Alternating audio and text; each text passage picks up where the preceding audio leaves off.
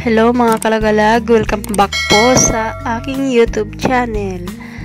So, ngayon po, pupunta po kami dun sa baba. Magha-harvest po ng tanglad yung pamangkin ko. So, ipapakita ko po sa inyo kung paano mag-harvest ng tanglad.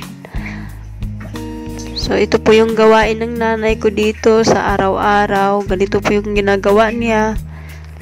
Para may maibenta sa Bacolod. So, ganito lang po yung buhay namin dito.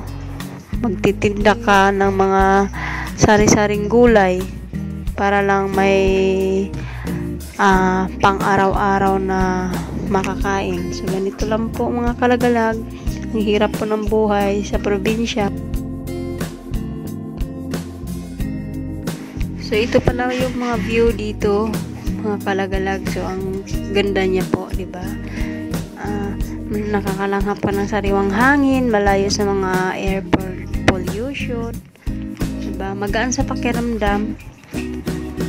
Parang hindi tulad sa pag nasa city ka, parang ang bigat sa kalooban, pero kung nasa bundok ka, ang gaan sa pakiramdam, malayo ka sa mga kamarites, ayan.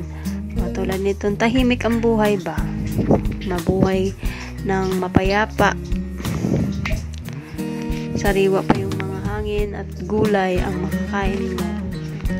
Yan po, ito daanan ng mga motor, daming bato-bato. So ingat-ingat lang po kami rito. So ayan mga galing lang talaga yung mga nagmamaniho dito, kahit ang dami nilang dala, carry pa rin nila.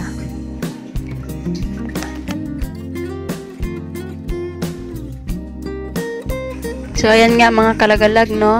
Nagpipicture muna sila kasi maganda po yung view. Yan, minsan lang kasi makabakasyon. So, ayan, sinulit na. Ang init naman po mga kalagalag. Yung mga view dito sa daanan namin. Wala ka!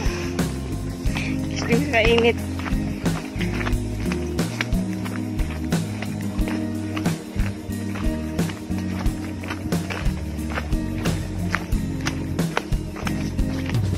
Sarap dito mga kalagalag pag nasa bundok ka. Simpleng buhay.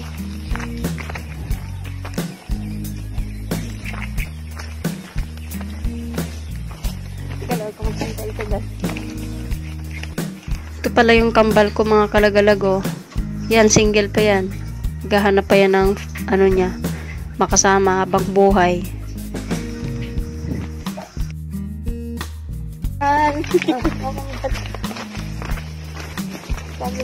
Ayusin mo naman kan. Nakakapagod dito mga kalagalag pagpaakyat, nakakahingal, nakakabasa ng damit. Dapat may baon kang extra para may pampalit pagdating ng tuktok ng bundok. Ito yun ito yung view. Diba? Ang ganda. Ang ganda pa yung nasa harapan ng camera.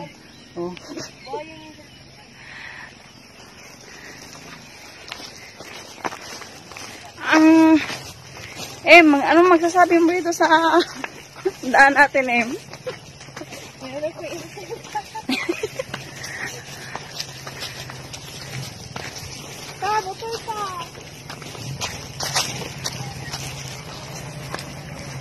Ayan yung mga habal-habal,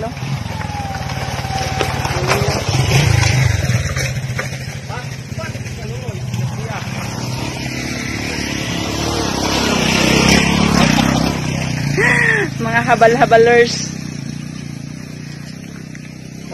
Banda.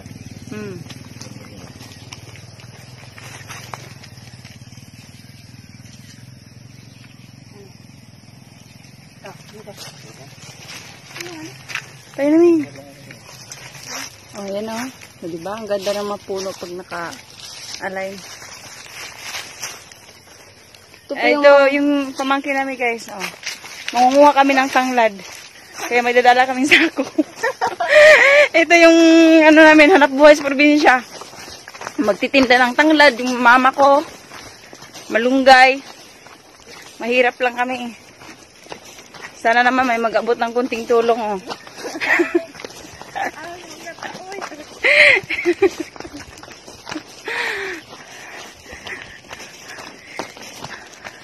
Meow. Ay, nangangalay na agad. Nangangamit na ako. Dari ka main? Pag-harvest ng tanglad, em, kay atong videohan, em. Dali, em.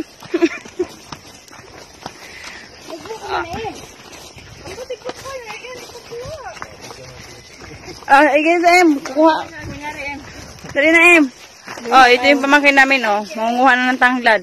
Ibenta sa Bacolod. Ito yung, trabaho ng nanay ko araw-araw, di ba? Ang hirap. Ha? Kala ko ito yung tanglad. Ito mismo, em. Dari. Ah, em. Isa galabon. Biro na na. Puro mo kung paano manguha. Puro sila. Oh, tara mo, guys, eh. Ganito manguha. Guys, ganito ang pag-harvest ng tanglad, oh. Bakit mo kita? Kamay lang, walang Ha? walang tawag doon. Di makakabalota. Kani? Di mo na yung daon. Wala ko dalos balay. Ay, di ako. Guys, oh. Dapat kasi,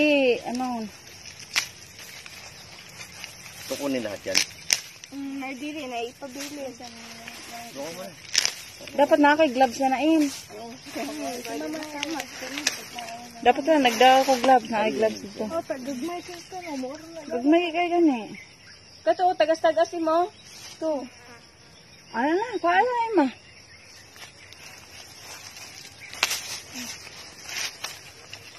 Yan, ito na ta. Yan, una na may em. Oh, kay unya ako. Ato, diretso pa ko ate. Ina na si mama ta. Kaya nga.